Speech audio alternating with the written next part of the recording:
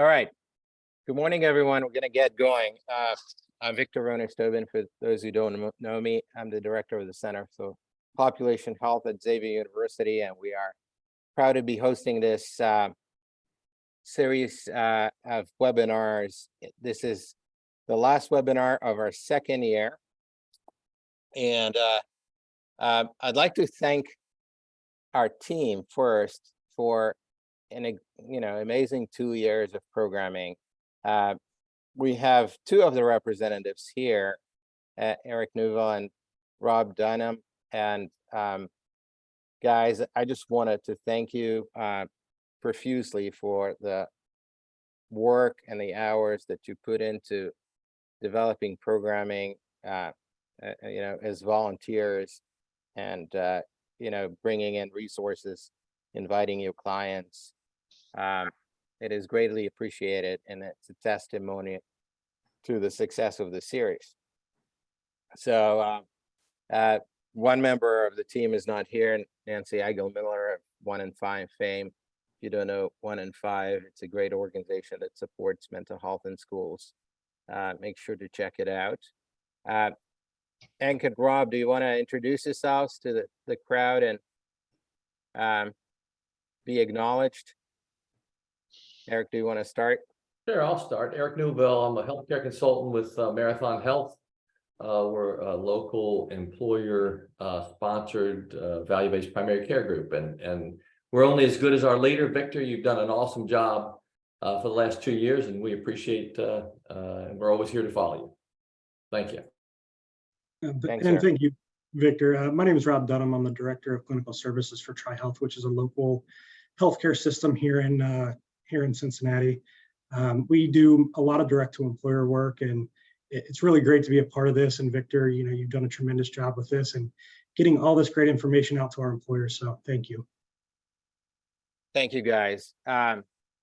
Today, we'll discuss behavioral economics, which is something that I've been trying to get on the agenda for a long time. Kind of a passion for me. I teach it in class, so I'll be kind of the expert, the subject matter expert. We have wonderful discussants here, Maureen Balint of Fifth Third Bank and Matt Mikolajewski from Advix, and they're going to introduce themselves in a minute. They represent very different industries, and we'll discuss the solutions in their companies and how they deal with incentivizing their employees to change their health behaviors. Maureen, would you like to introduce yourself, and then Matt? Sure. Good morning, everyone. I'm Maureen Balint, as Victor mentioned. I oversee the benefit programs at Fifth Third Bank for our 20,000 employees across the U.S. So I'm happy to be here and share our story. Thank you. Thanks for being here, Maureen. Matt? Good morning. My name is Matt Mikolajewski. I'm the Senior Benefits Specialist for Advix North America. We are a brake manufacturer, so car brakes. We have about 1,700 team members located throughout the U.S., and I oversee all the benefits for each team member.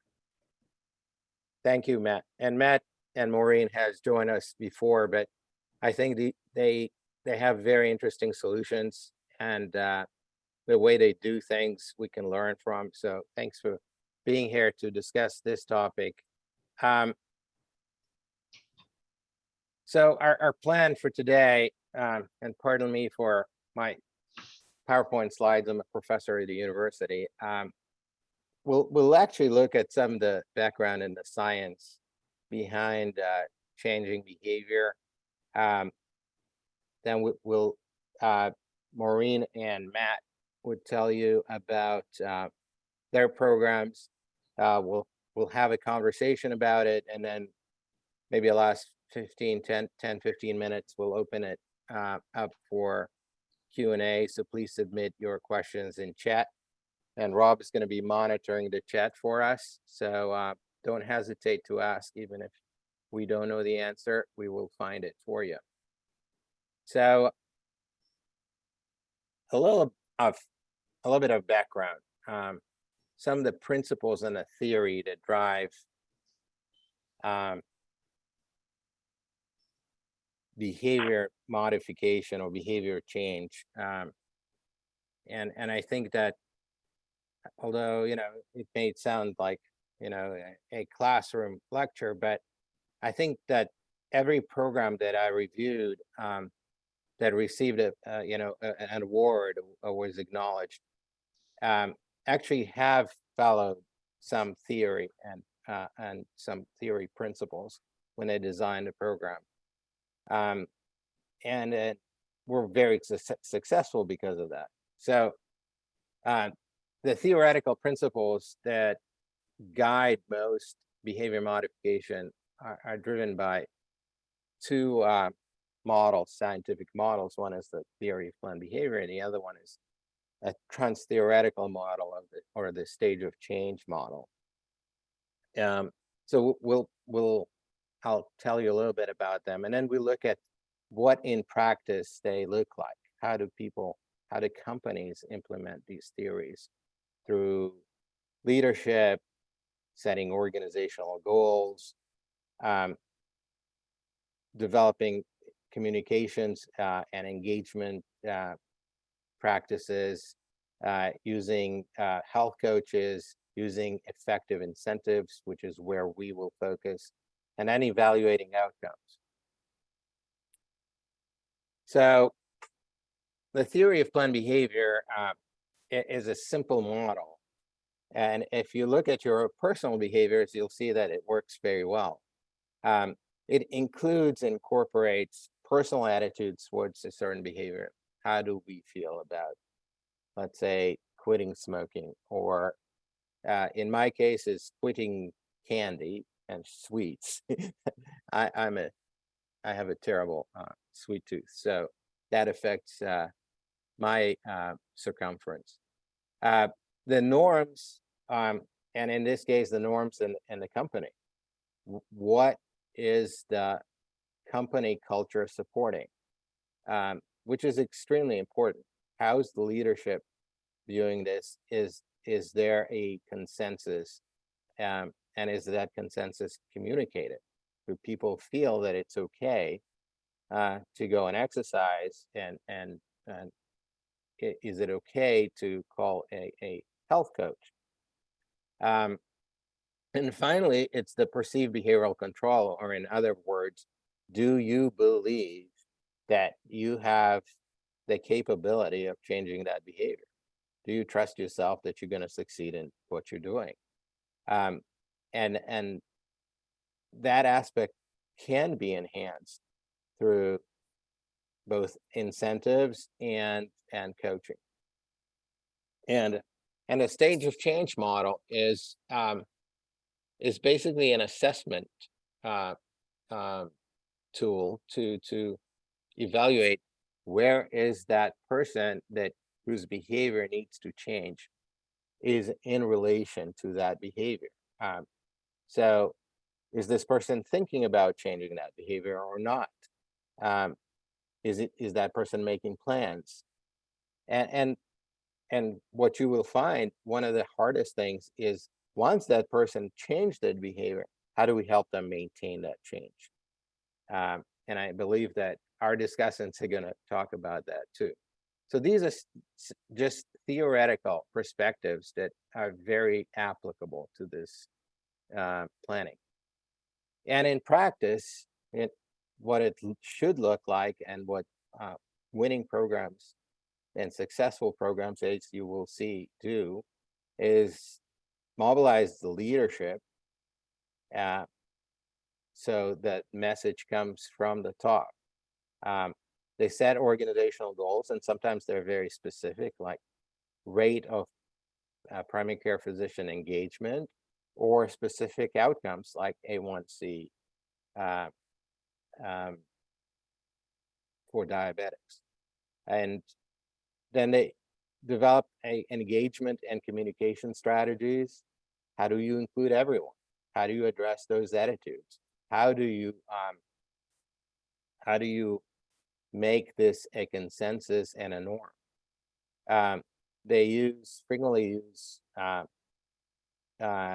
some form of coaching or advice, whether it's from the primary care setting or from a third-party consultant to increase those touches to improve the support and to address those challenges for self-confidence and motivation. And then finally, and most importantly, how do we effectively incentivize and motivate people to engage in these programs so we effectively reduce our healthcare overhead, because improving outcomes will reduce claims. And finally, how do we know that it works? How do we evaluate it? So those are some of the principles that our discussants are going to talk about. And I'm going to start with you, Maureen, and ask you to first describe your program and tell us, what does Fifth Third Bank do to address Okay, wellness? absolutely. So I might give a little history lesson too, if you don't mind, Victor. So we started this journey by doing a total reward survey in 2013. And I think we had 14,000 of our 20,000 employees actually complete the survey. And it was all about total rewards and various trade-offs. And as a result of that, we discovered there was a high level of interest around wellness, and we really did not have a wellness program at that time. So we really jumped in 2014 by offering, I'll say, a health wellness and a financial wellness program.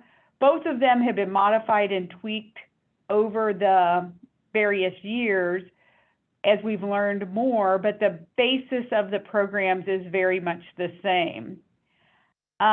Talking about support for our program before we get into the weeds of what the program includes is we have 200 wellness champions who have volunteered to say, hey, I'm going to help spread the message. I'm going to be the cheerleader.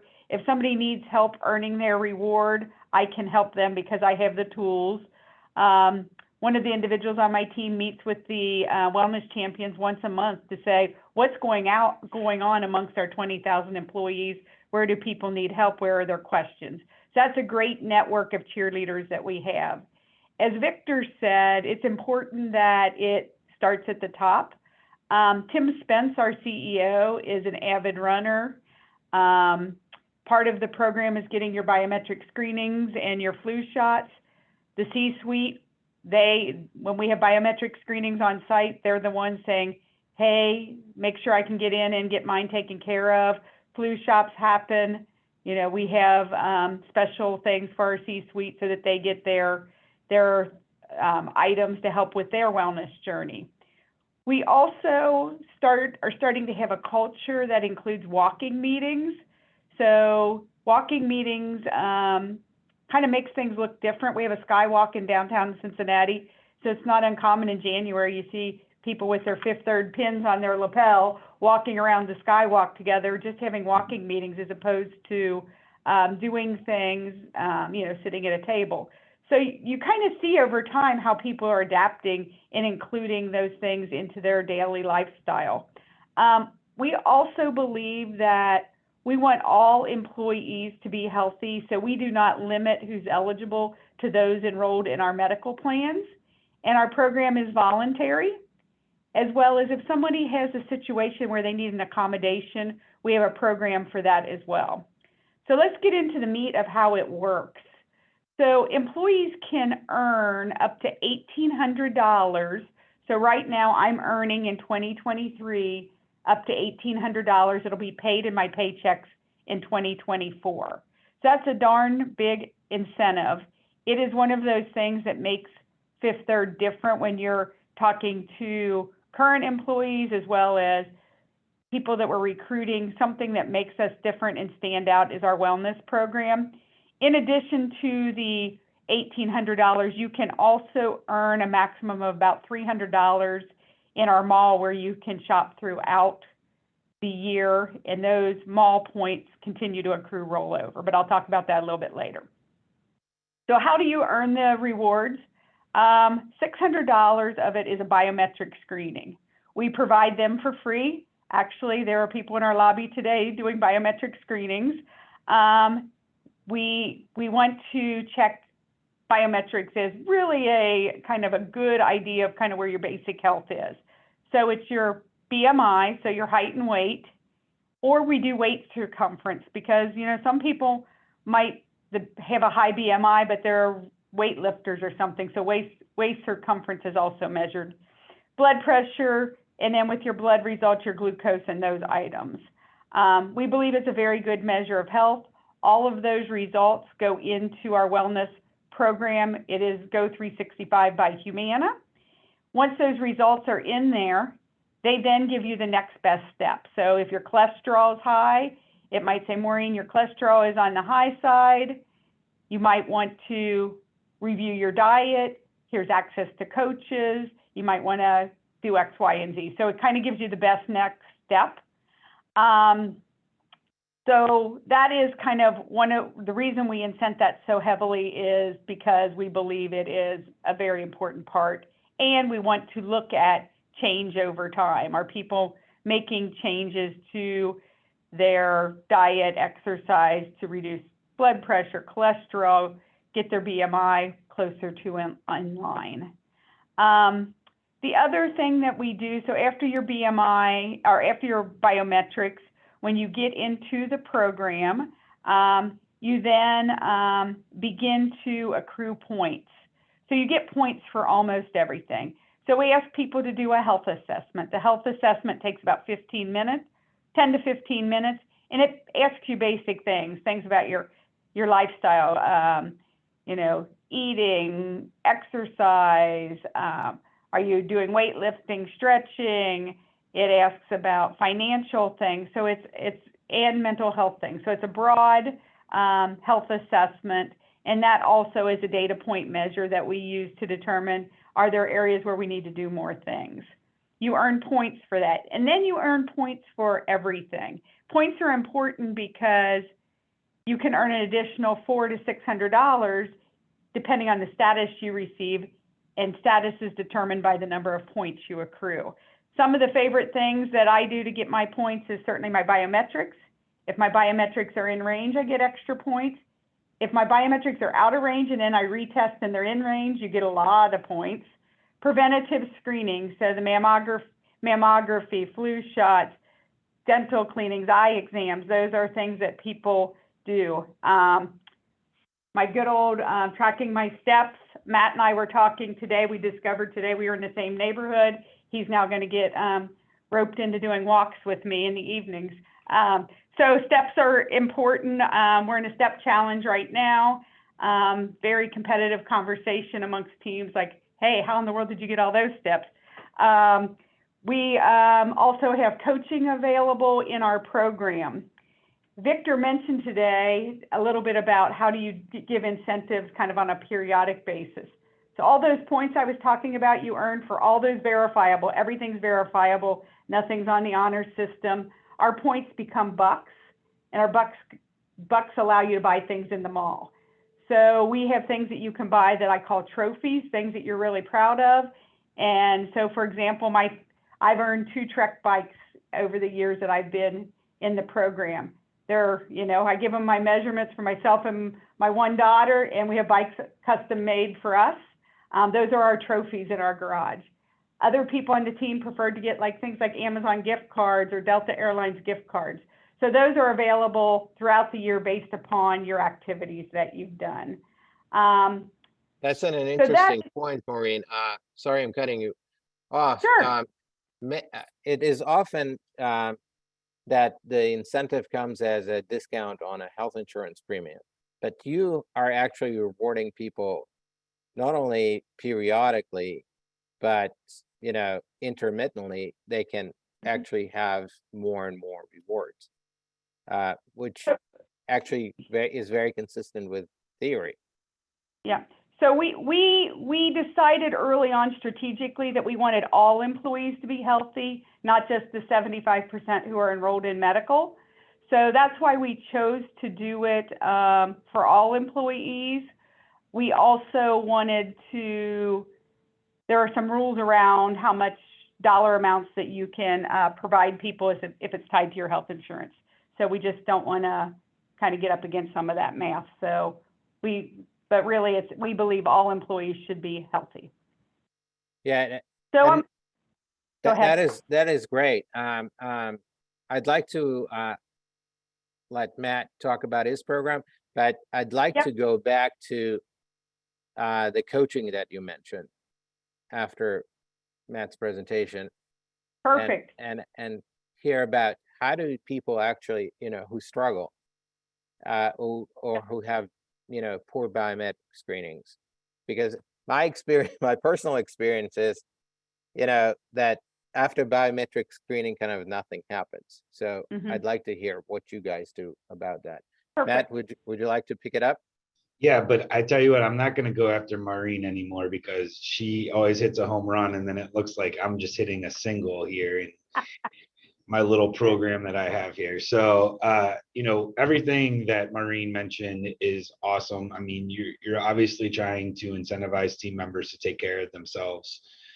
If money's not going to do it, what is? And it looks like they're on the right track to do that.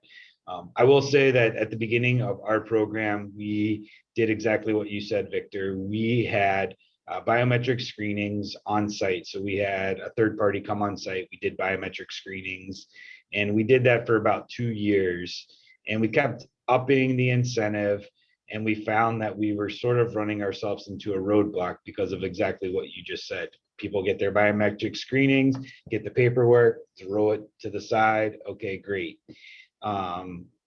They know their numbers. They don't know what any of it means. Half of us have to Google, what triglyceride is good and which one's bad.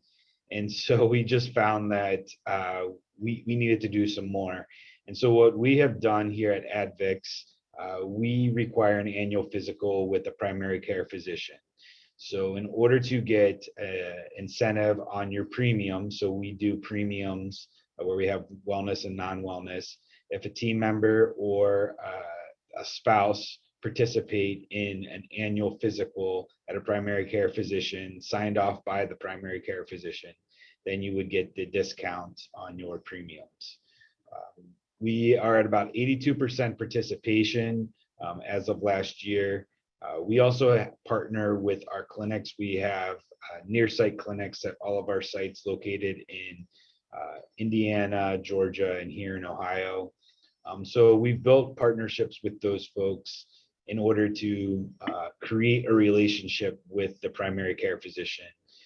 Our thought process is that once that relationship is built with a primary care physician, they're able to take care of themselves, and they have someone looking out for them, looking at their numbers and making sure they understand, that the doctor, nurse, practitioner, whoever may be looking at the results, are working with the team members. That is an interesting model, Matt. Maybe you can expand on how is that relationship with a primary care provider works, because you're basically using a primary care provider as your wellness agent, right? Correct. So they provide some of the coaching and that's a very interesting way, because you obviously reward people for engaging with the primary care provider. Right. And Yeah, which is so very similar to Maureen's coaching. correct. So what has happened is you have people that have established relationships with the primary care physician. I'll use myself as an example. I go to a group that I have a primary care physician, but I just feel comfortable going to that person. I've been seeing them since I was in high school, and always had a great relationship up until that person retired. My doctor, she retired, and now I was left searching for where do I go? Do I just go to the next person? So I'm sort of interviewing doctors and making sure that they fit for what I need and meet the needs that I'm looking for personally. So what, to your point, correct. So what we've tried to do is really where this has come into play is our partnership with our clinics.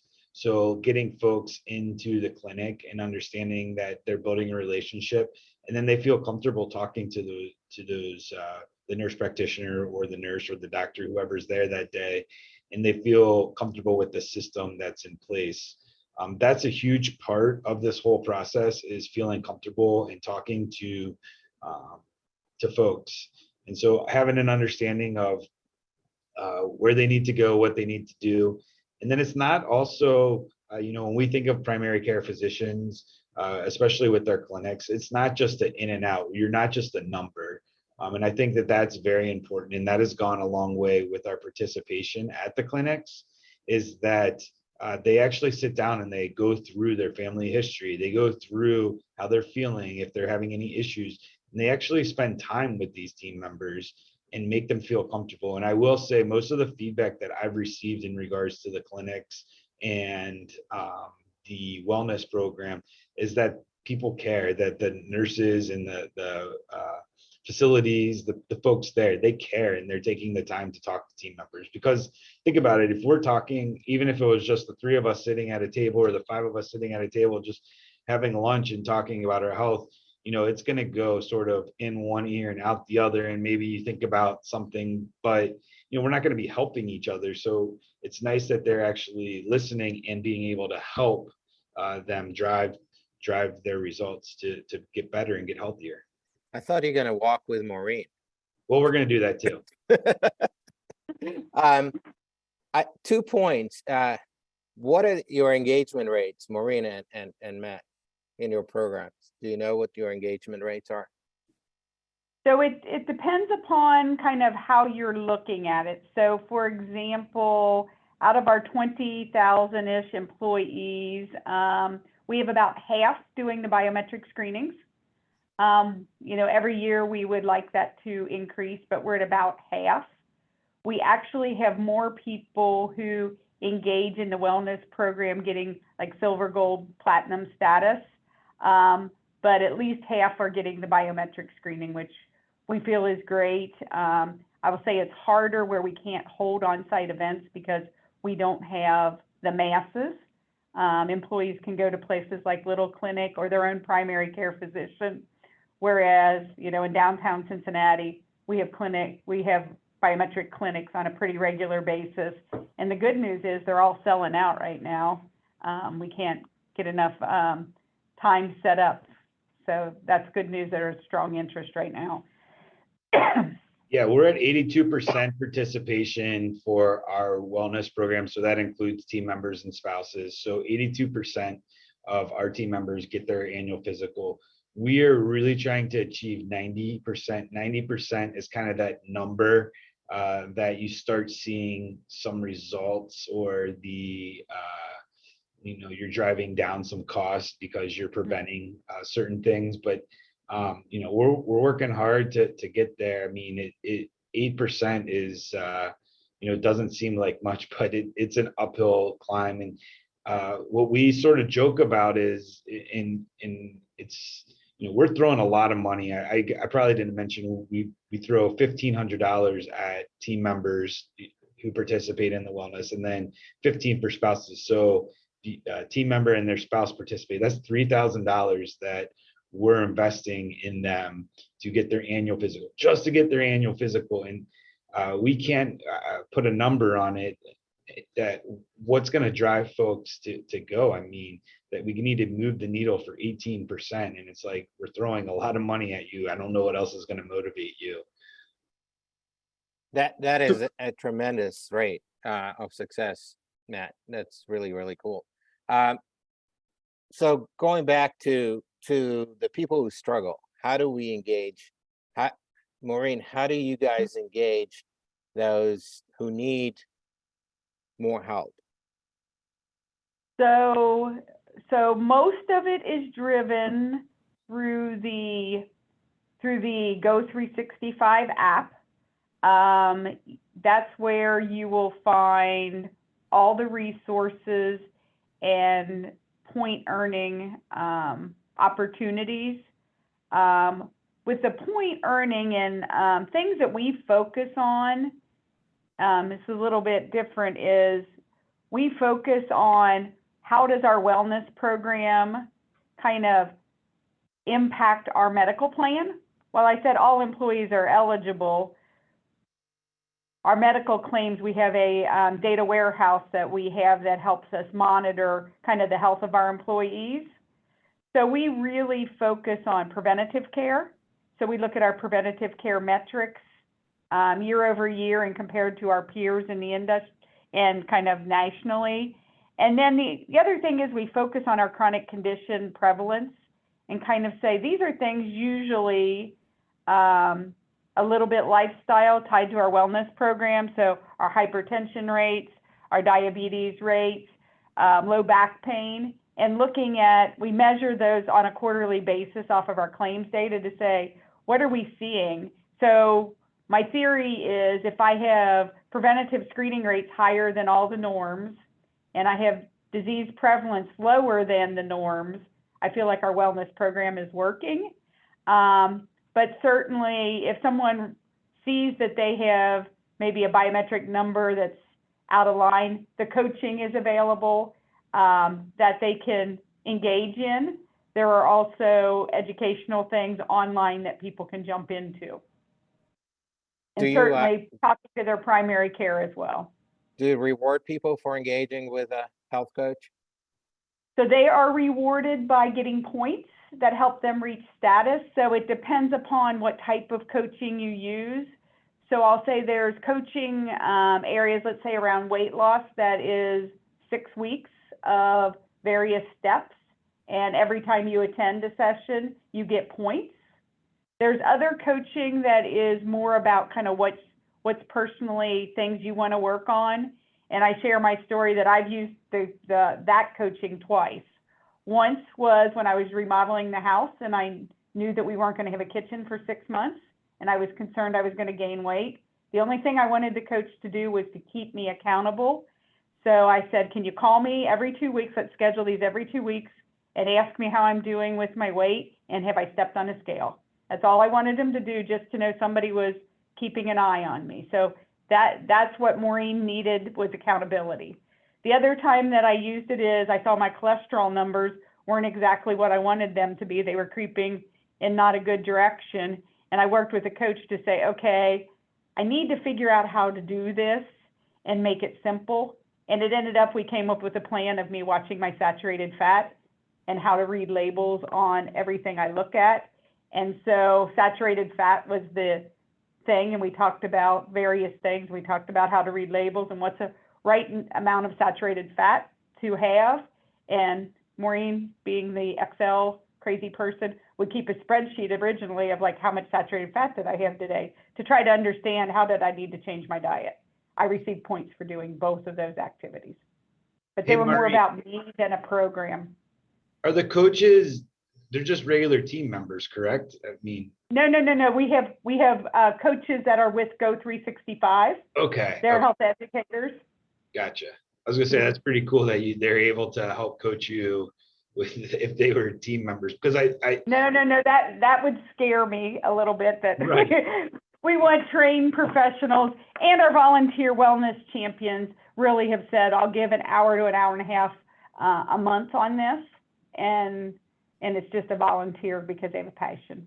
Because I think one of the cool things that you guys do is that you offer that, and I'm starting to think of things inside our own facility here, because I think that's the most important part right there, is the word of mouth and talking to members. And you really just need buy-in from certain people, and you need to talk about it. I mean, it probably doesn't get discussed enough, the programs that we're offering. I mean, folks just want to come in, they want to clock in, they want to clock out, they don't want to worry about their health.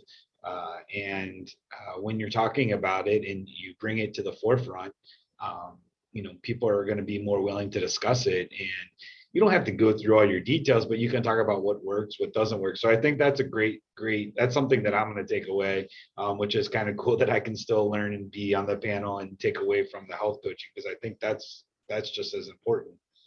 And Right. I can say that, you know, the programs that stand out, um, that, you know, achieve awards have used health coaching in some capacity. Because, you know, it increases the touches with your employees and allows them, you know, to ask somebody else, somebody who's not Mhm. a coworker or a doctor, Mhm. what to do. Uh, Well, yeah, and the coaches have, you know, how to help you behaviorally change. You know, you they know, use kind of keep motivational you on top of interviewing. it and how to Right. motivate you. Yeah, that's another technique that is prevalent is motivational interviewing that coaches use. Yeah. I wanted to ask you guys kind of broadly, how do you know that it works? And especially you, Matt, let's start with you because you kind of outsource your wellness. How do you know that it works? I mean, you have high engagement rates. What do you guys do to evaluate it?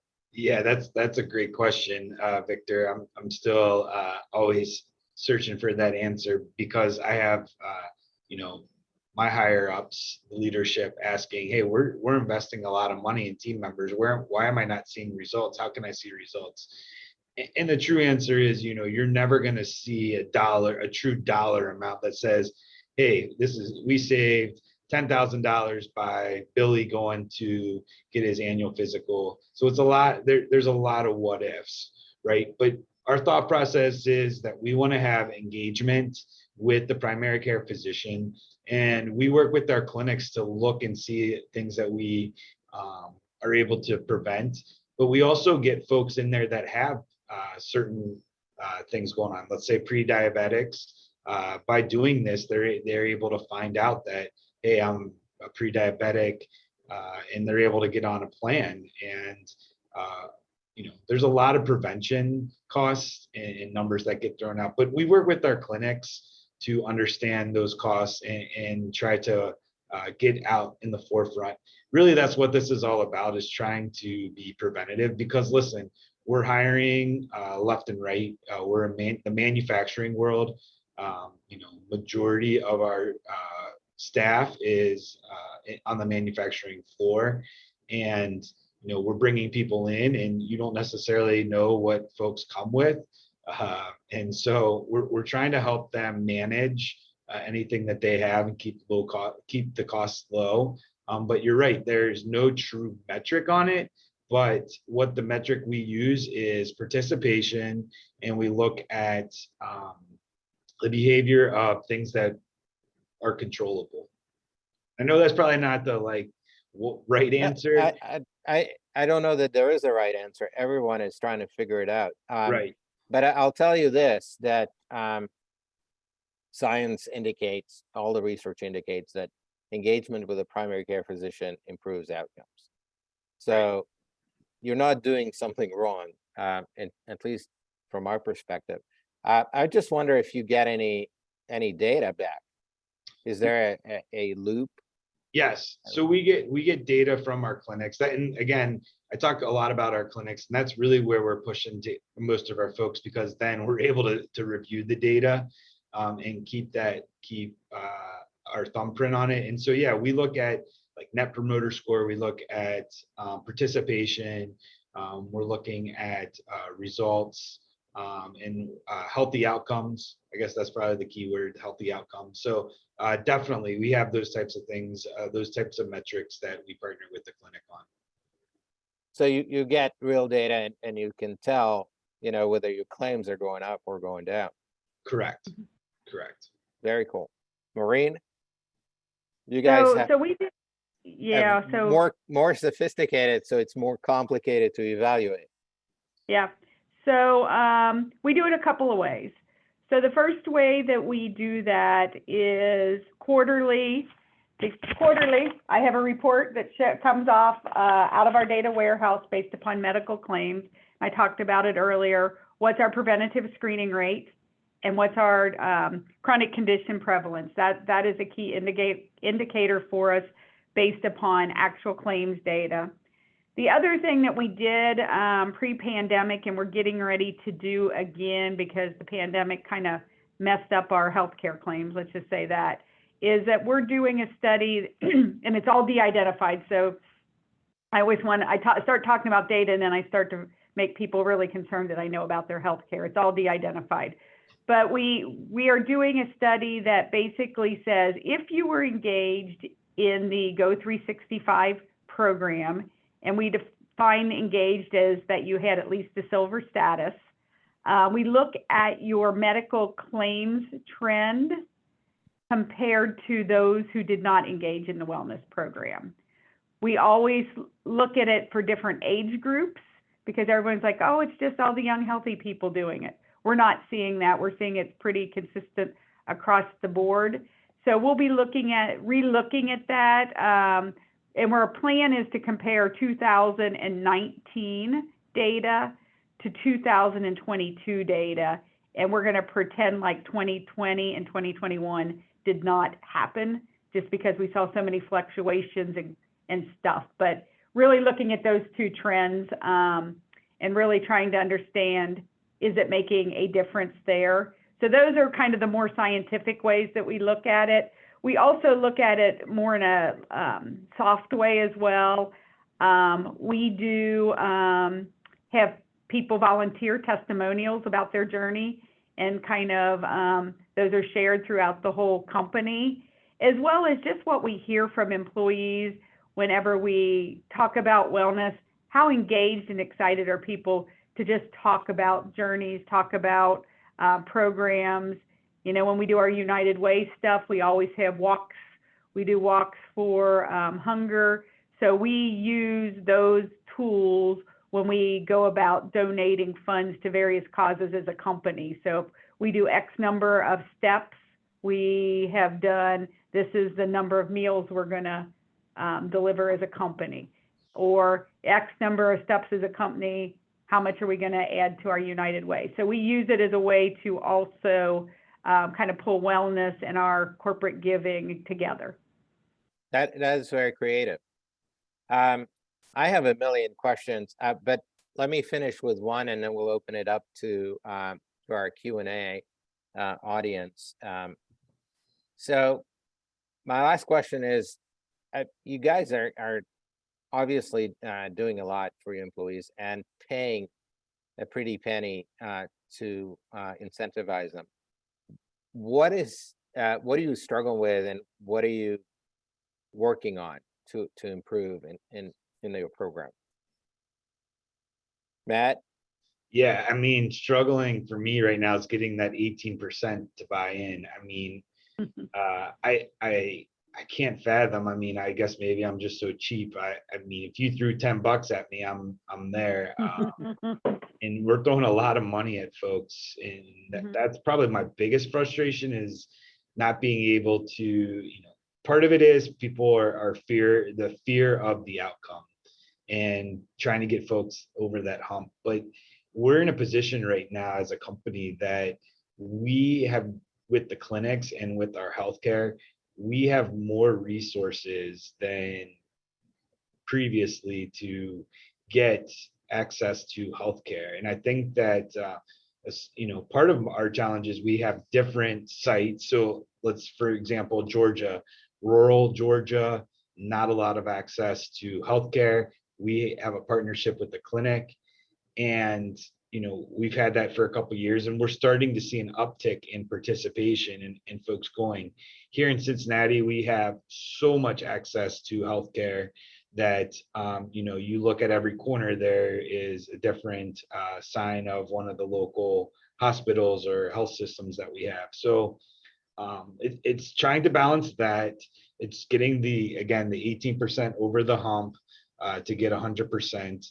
And then it's just getting people to buy in and want to take care of themselves. At the end of the day, that's what it's all about. Team members have to do the work, and they got to take care of themselves. And we're trying to do our best as a company to help give them the tools and the information and the money to motivate them. But team members have to be invested in themselves. Yeah, and that's where the science comes in. Correct. So throw it our way. We'll help out. Yes. I'm gonna drum up business here. Maureen, your turn. So I think one of our challenges is around getting people back on track I'll say post-pandemic, because I'm going to pretend like it's over. Because, you know, the world stopped and changed, and how do we get people restarted on their journeys? So that's number one. Number two is we are challenged to communicate to some of our groups because they're not in a main office area. So we have some people working from home. We might have some people working in an office of 20, and really engaging those groups and getting them as excited as when you walk in Fountain Square, you see signage everywhere, right? So how do we get those groups engaged and participating? So I think those are probably our two biggest challenges right now. And then certainly once we start to get the data in for 2023, what are we going to see compared to 2019? I'm not expecting that it'll put a huge smile on my face, because I think, you know, healthcare was disrupted during that period of time, and I think we're going to have maybe some new challenges there. Good answers. Good answers. Very similar, by the way. You know, people working from home, how do you engage them in their wellness? People working in Georgia, how do you engage them in their wellness? Right. Thank you. Rob, what do we have? Well, first of all, a question for Maureen, and you just kind of touched on this in terms of your ROI and kind of the study that you're doing, and I know you've done some of this in the past, but the question is, as you kind of look at your healthcare claims, are you able to share what your ROI is or what your anticipated ROI is? So we haven't, I'll say, measured ROI, because that is a really hard exercise that really is difficult. I don't know that anybody has mastered it in the healthcare space. And so we haven't done that. We believe it's part of our total rewards package, this investment. When we initially did this, we did not ask for new money. We repurposed money that existed in the past. So we had this thing called benefit choice dollars that was available in 2013 forever prior, and it basically gave you 4% of your base pay up to $4,000 that you could use in any way you wanted. And we were just giving people cash. We weren't getting any shared responsibility. You could go buy beer with it, right? It was just taxable income. And we said, as part of this total rewards, let's repurpose those dollars in a way that it's something employees want and it's good for the health of our employees. So we haven't been directly challenged to prove our ROI. We certainly use our prevalence data on screening rates, because everyone believes the more preventative care we can get, the better, and make sure we get the screenings done, and then really keep an eye on our chronic conditions, because certainly those are things that the wellness program can impact. So another question, and I know both of you have kind of touched on this in a previous webinar that we did, but you both mentioned using your wellness program as a recruitment and retention tool. Can you kind of share some of the statistics on that and how you kind of view that as a recruitment and retention tool? So we actually even put in the offer letter to people a long paragraph about our wellness program and how you can earn the $1,800 and the benefits of participating, the benefits to your health in excess of $1,800. We talk about it regularly.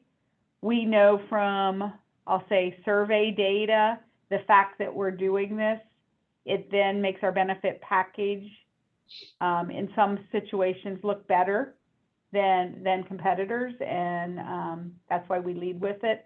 We also use it a lot in our ESG report. We talk about our wellness program and the various wellness things that we've won over time. So it becomes more of a external marketing tool as well as Yeah. good for our employees.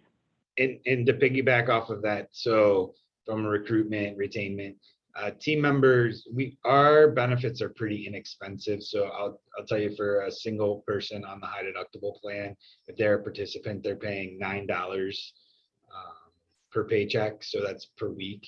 And Wow. it's very inexpensive. And so when you bundle that all together and you're telling team members, hey, you participate, this is what you're going to pay. It's a good number. So I have the luxury of that I have low costs and premiums, but in keeping folks, I mean, team members are ecstatic that we're taking the initiative to invest in them and their health. And I think that goes a long way. So we pride in trying to make sure that we're upfront with our benefits, and making sure that team members know the cost and what they need to do to keep the costs low.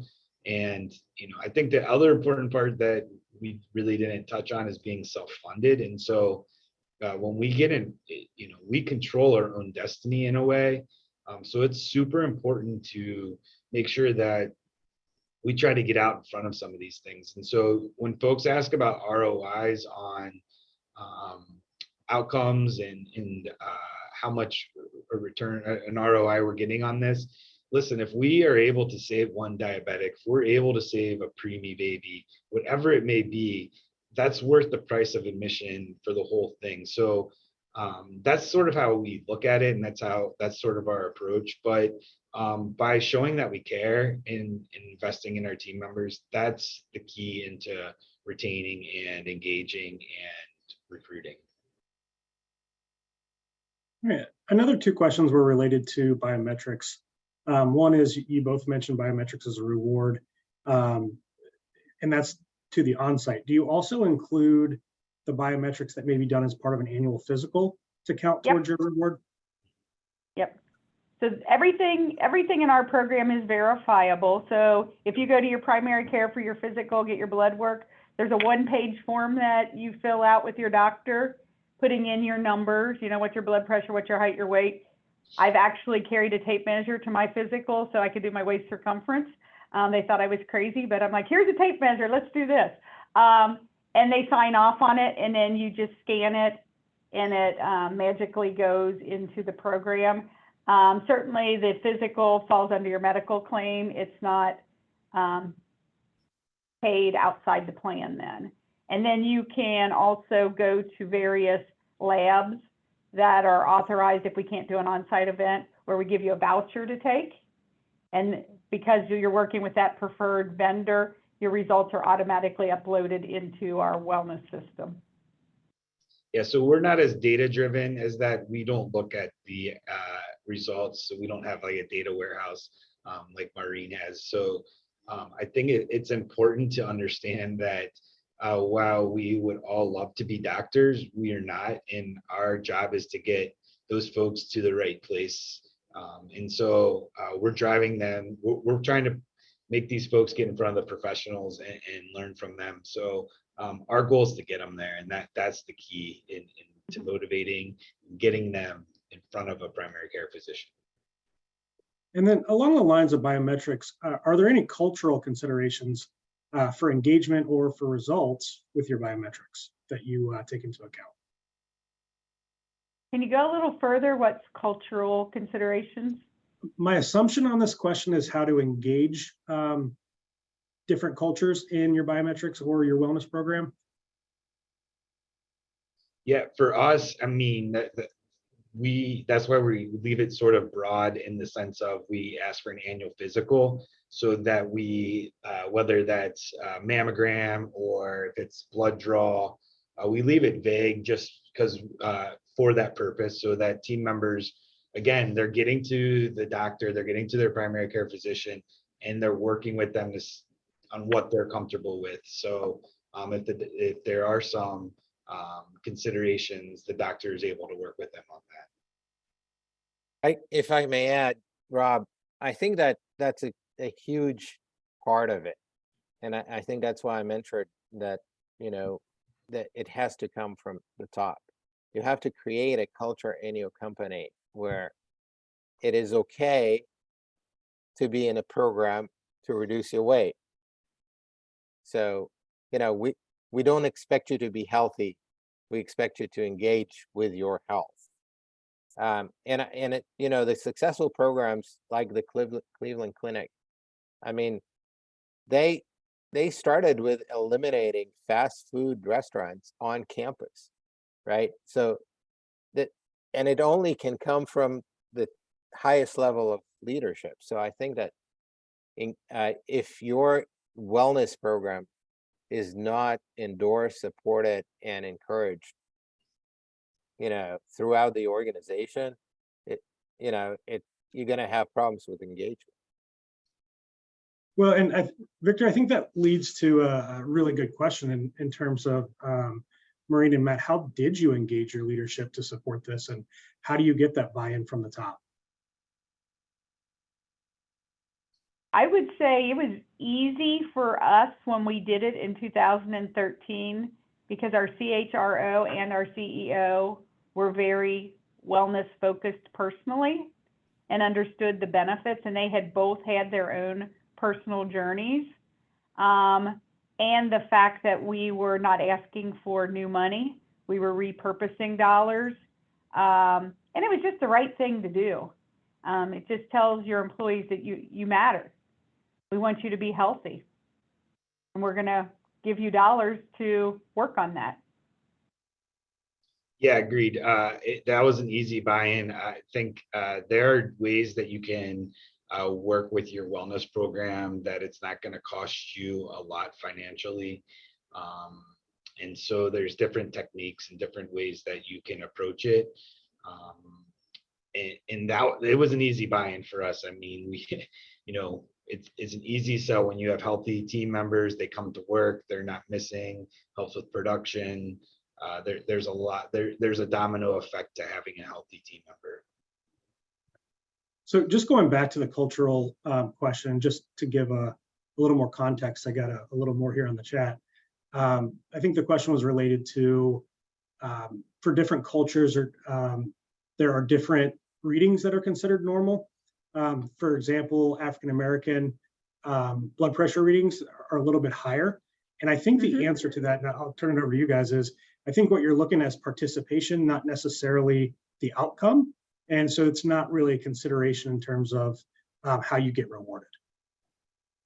Correct.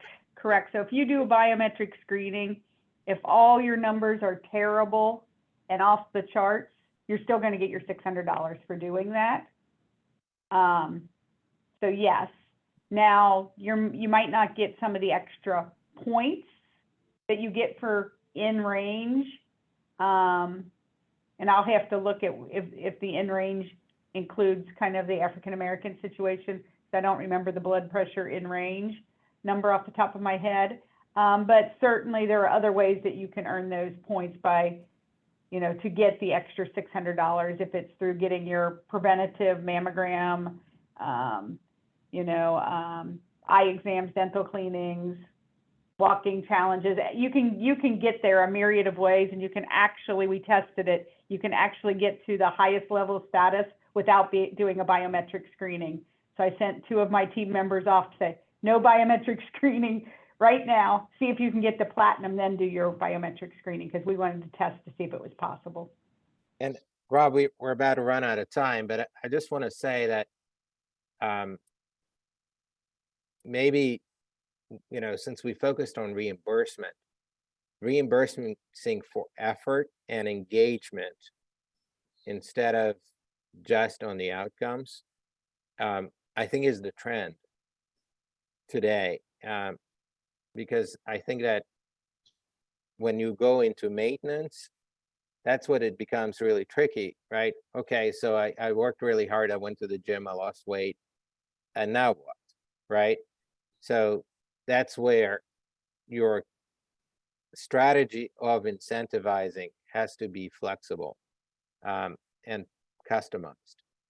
Correct.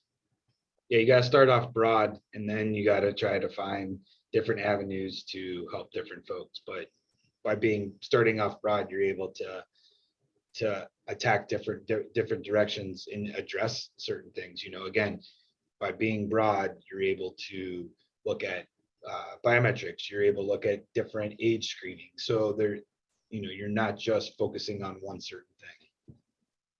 Well, thank you guys. This was fascinating, and I know we didn't answer all the questions. Please feel free to email questions to myself, and if I don't know the answer, I will reach out to our panelists, Victor Ronis-Tobin, or Ronis-Tobin V at xavier.edu. I'm going to put in the chat.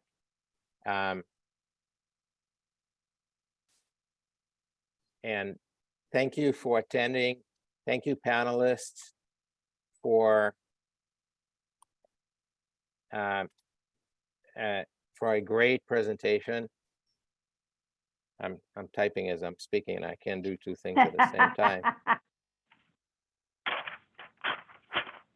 No, and thank you for doing this. We're all on the same page, so we're just trying to learn from each other, which I think is great, and we're able to share ideas, and that's what this is all about. I mean, even though we're competitors in the workforce, we're all trying to achieve one thing, and we all win when we have healthy team members. It helps everybody, especially drive down costs. Thank you very And a much. healthy community is wonderful. Correct. And I can't wait to see what we develop for the programming for next year. Hope to have everyone have a wonderful summer, and have a great day. Thanks. Thank you. Thanks, Rob. Thanks, Victor. Bye-bye. Take care.